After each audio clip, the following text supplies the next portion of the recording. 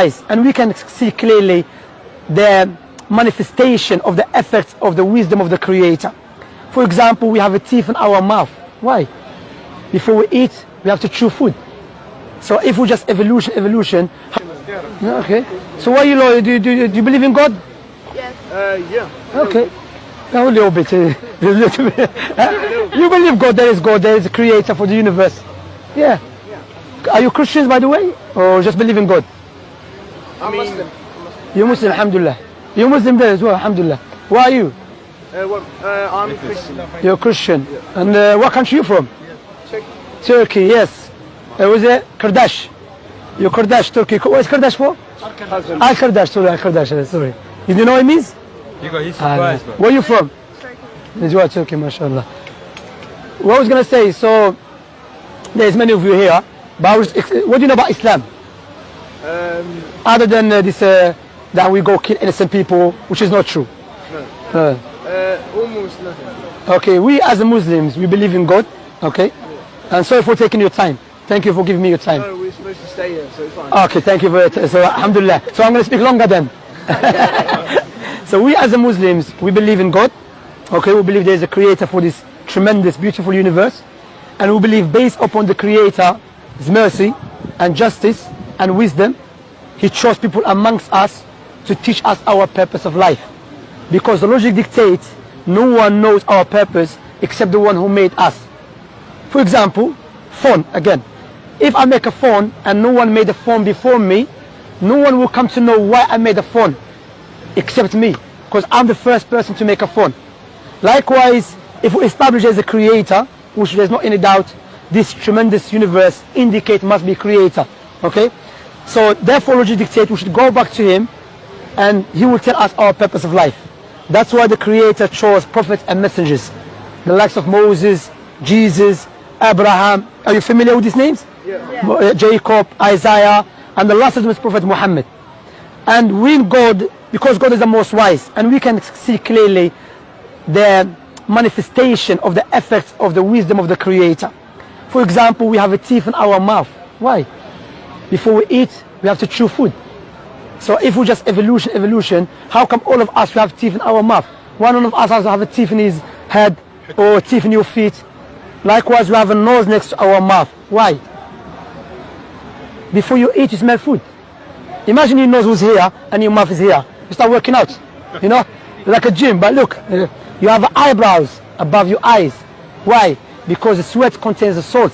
If it keeps going to your eye, it will damage it. You have a joint in your elbows. Why?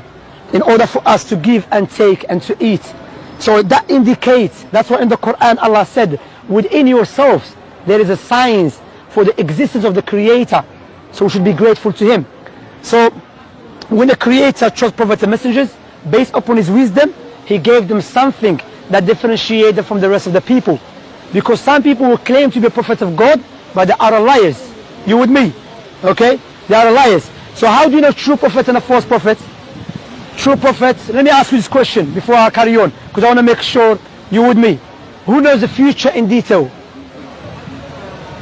Allah. Except God, yeah. Logically speaking, God. Like if I make a phone, no one knows about the phone in detail except me. You understand? So no one knows about this creation except God. You understand? So now the prophets, they prophesy about the future.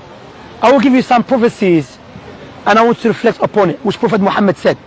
Prophet Muhammad, who lived 1,400 years ago in the middle of desert in Mecca, he said there will come a time when you see the barefoot Arab man competing in building tall buildings. Let me ask you this question. Where is the tallest building in the world? Dubai. Dubai 50 years ago was a pure desert, let alone 1,400 years ago. So how a man that lived 1,400 years ago knew about something precisely, specifically, detailed. Another one, Prophet Muhammad said there will come a time when the Arabs stop using the camels as a riding beast and they will use something as a box. Listen to this carefully. Something as a box that will carry them from their houses to the mosque with their wives. The question you ask yourself, we know the camels to the Arab man is like his wife, you know, like family. That's what they use all the time. But we know now if you go to the Arab world, what they use? Cars. And the Prophet Muhammad, what he said? Like a box. So how he knew that? For example as well, let me give you this example. Do you know the Quran? The book, the holy book of the Muslims. The holy book of the Muslims, Allah mentioned in the Quran 1,400 years ago that this book, Allah revealed it in the way will be easy for the people to memorize it. This question I will ask you, is there any book that you know the size of the holy book for the Muslims? It has been memorized by 100 million of people. You know any book like that? Word for word, letter for letter? No, except the Quran. Imagine, even Denmark, you have Muslims there.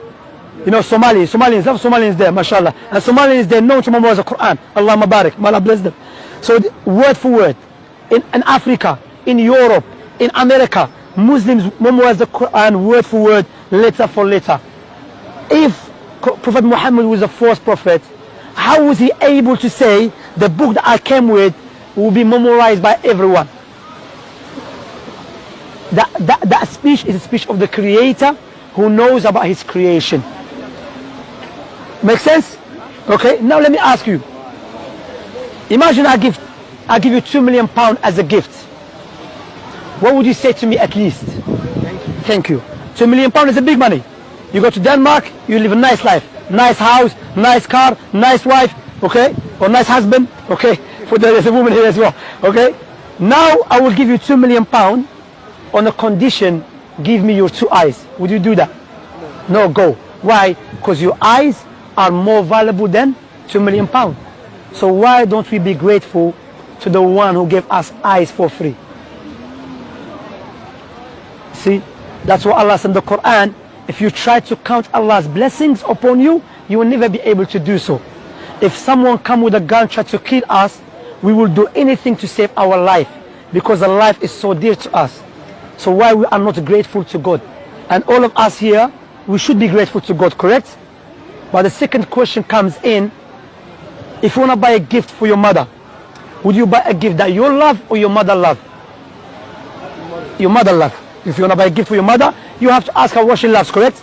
Likewise, if you want to be grateful and worship the Creator, you should worship Him the way He loves, not the way we love. Why? Because the way we love is subjective. The way He loves is objective. That's what Islam is based upon. When a person, because Islam, not like Christianity, Islam came for everyone. Prophet Muhammad was the last prophet who came for everyone. There were Muslims from even the time of Prophet Muhammad, there were Muslims from the Romans and the Byzantine.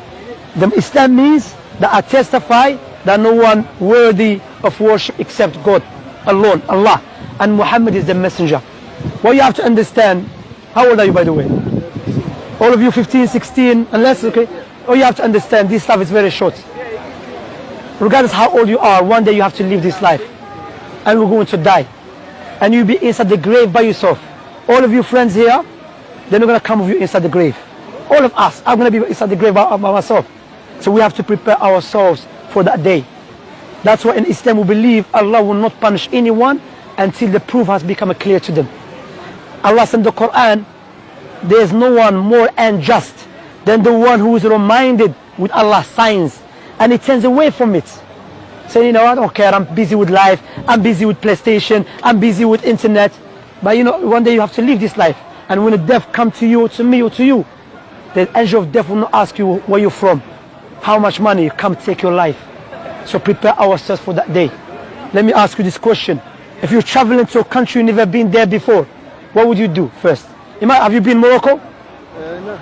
Algeria? No, never. No. Okay, if you want to go to Morocco, what would you do first? You check which currency they use, correct? Is it cold country? Is it safe country? You will not say, when I get to Morocco, I will come to know. Likewise, the logic dictates, one day for fact, guarantee we will die. Therefore, we should ask ourselves why we have to die. What will happen to us? You never knew that you're going to meet us today. And look, by the decree of Allah, you meet us. So think about it. Don't let other people divert you from the truth, because you'll be inside the grave by yourself. What I said so far, does it make sense?